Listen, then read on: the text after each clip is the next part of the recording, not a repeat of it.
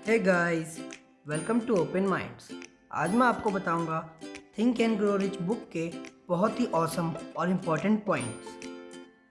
इस बुक के राइटर हैं नेपोलियन हिल, जो कि एक अमेरिकन ऑथर हैं और इन्हें सक्सेस पे लिखने वाले एक महान ऑथर में से एक माना जाता है। थिंक एंड ग्रो रिच एक all time best selling book में से एक है और ये बुक सिर्फ हमारे इनकम को ग्रो करने के लिए नहीं है। एक्चुअली में ये बुक हमें हेल्प कर सकती है अपनी प्रोफेशनल लाइफ को ग्रो करने के लिए और सक्सेस को अपनी लाइफ में अट्रैक्ट करने के लिए। वैसे तो इस बुक में बहुत इंपॉर्टेंट बातें हैं, बट अभी आपको सिर्फ कुछ इंपॉर्टेंट पॉइंट्स बता रहा हूँ। फर्स्ट आता है डिज़ायर। ऑथर कहते हैं कि आपको रिच बनना है तो आपके अंदर एक बर्निंग डिज़ायर होना चाहिए।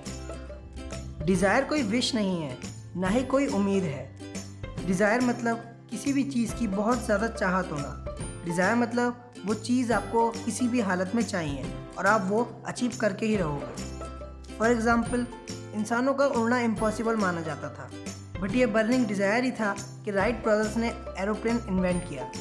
ये बर्निंग डिज़ायर ही था कि 10,000 बार फेल होने के बाद भी थॉमस एडिसन ने लाइट बल्ब को इन्वेंट कर दिया। ऐसे बहुत से एग्जाम्पल आपको देखने के लिए मिल जाएंगे।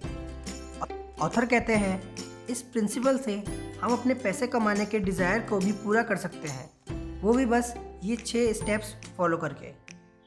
Step 1, decide exactly what amount of money you want. आपको कितने पैसे कमाने हैं उसको अपने माइंड में सेट कर लो और उसे एक पेपर पे लिख लो।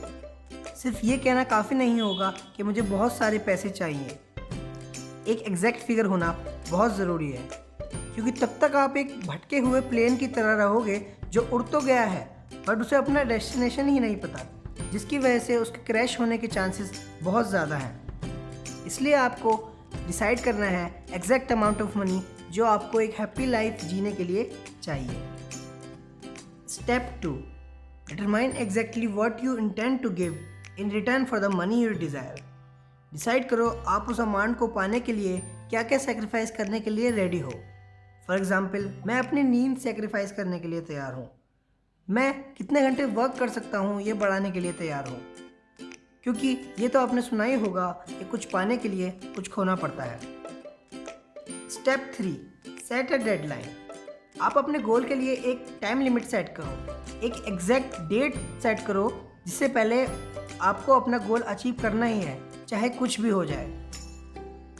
स्टेप 4, अपने गोल को पाने के लिए एक प्लान बनाओ, जिसकी हेल्प से आप अपने बर्निंग डिज़ायर को सर्च करोगे और उसी टाइम उस प्लान के अकॉर्डिंग वर्क करना शुरू कर दो।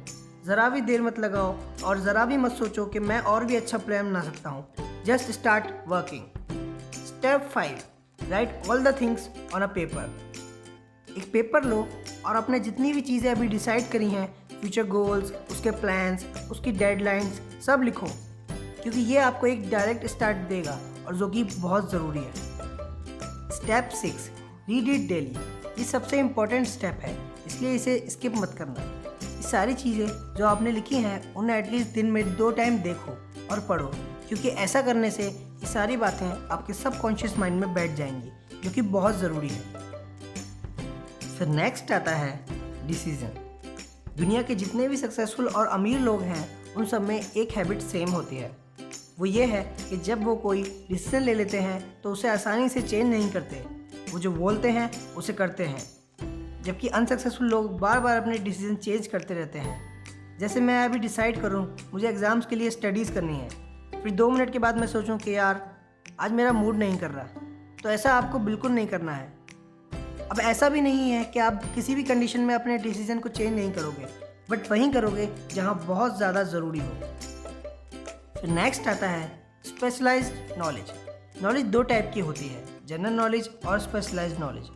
जनरल नॉलेज मतलब बहुत सारे अलग अलग चीज़ों के बारे में नॉलेज होना, और स्पेशलाइज्ड नॉलेज मतलब किसी एक चीज़ के बारे में नॉलेज होना, किसी एक पर्टिकुलर फील्ड के बारे में नॉलेज होना।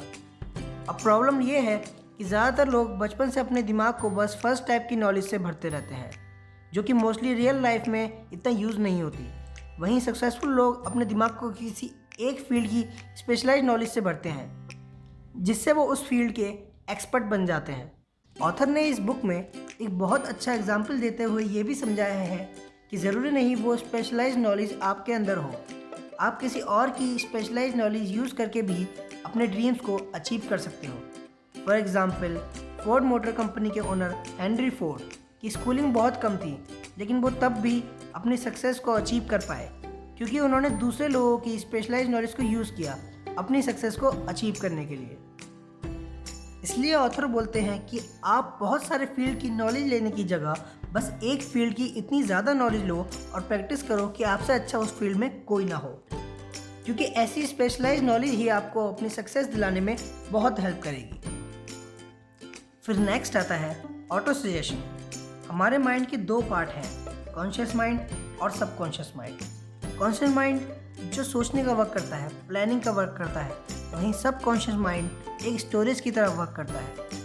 कॉन्शियस माइंड सबकॉन्शियस माइंड को जो भी इंफॉर्मेशन देता है वो उसे अपने अंदर स्टोर कर लेता है। कुछ चीज़ों के लिए आपको सोचना नहीं पड़ता, जैसे ब्रश करना, शूलेस बांधना एक्सेट्रा, क्योंकि ये सब चीज़ें आप इतनी बार कर चुके हो कि वो आपके सबकॉन्शियस माइंड में स्टोर हो गई हैं। आपको यही बात समझनी होगी। आपका जो भी गोल है या फिर आपको जितने भी पैसे कमाने हैं, आपको उस बात को अपने सबकॉन्शियस माइंड में बिठाना होगा। ये करने के लिए आप अपने ड्रीम्स, अपने गोल्स को एक जगह लिखो और उसे डेली रीड करो। फिर नेक्स्ट आता है इमेजिनेशन। आपने ये तो सुना ही होगा कि इंसान अपने माइंड में जो भी सोच सकता है वो उसे अचीव कर सकता है। अगर ये स्टेटमेंट आपको गलत लगता है तो ये बात याद रखो कि इंसानों ने अपने इमेजिनेशन की ही वजह से आज इतना कुछ अचीव किया है।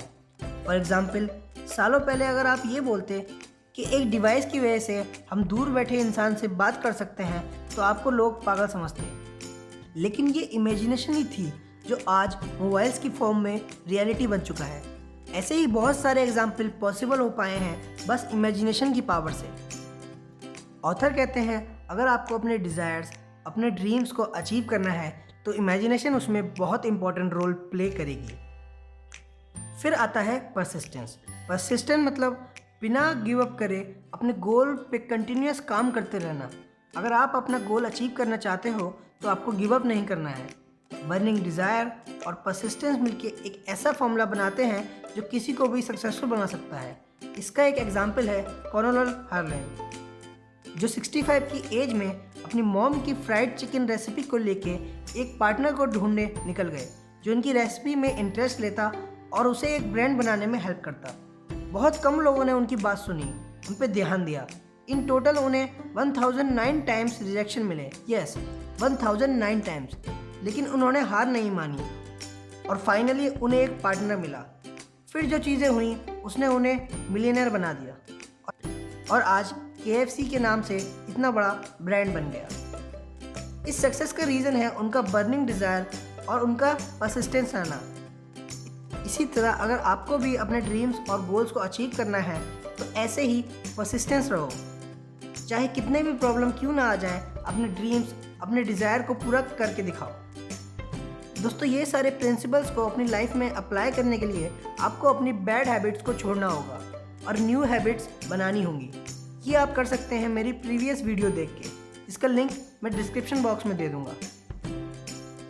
ये बातें मैंने आपको think and grow rich book by Napoleon Hill से बताई हैं। मैं ज़रूर रिकमेंड करूंगा आप इस बुक को पढ़ें।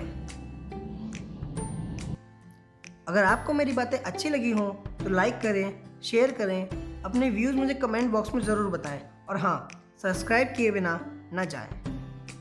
साथ में बेल आइकन को प्रेस करना ना भूलें, जिससे मेरे आने वाले वीडियोस का नोटिफिकेशन आपको सबसे पहले मिलेगा। At last, thank you so much for watching.